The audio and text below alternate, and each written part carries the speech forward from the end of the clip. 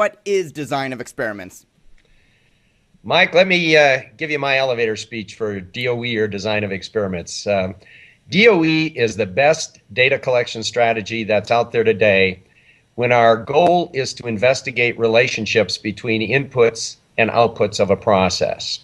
Now, let me explain inputs and outputs of a process.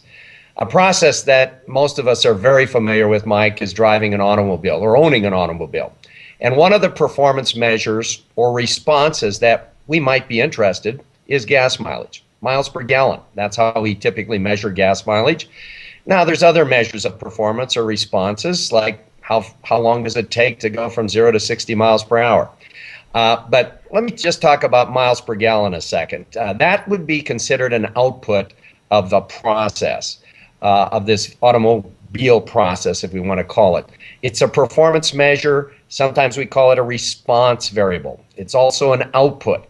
Now, we can surmise what various inputs might be to that affect that output. Well, one might be, and our experience level with an automobile is going to tell us that. And one might be tire pressure.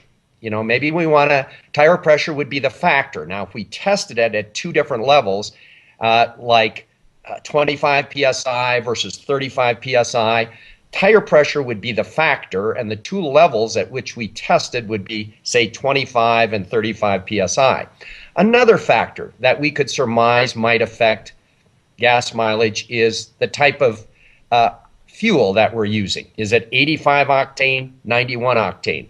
So fuel type might be another factor. The two settings or the two levels that we might want to test fuel type at, or maybe, I know in Colorado we have 85 octane. You may not have that in Washington, but we may go to a low setting like 85 octane and a high setting of 91. So that gives the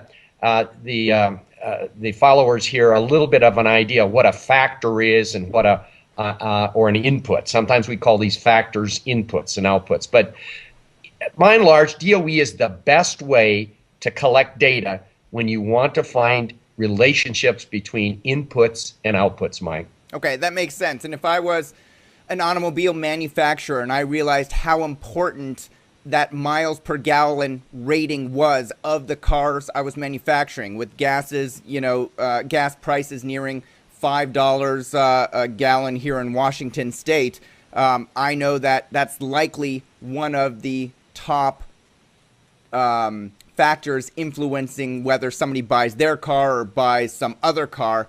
So I need to optimize my miles per gallon on that car.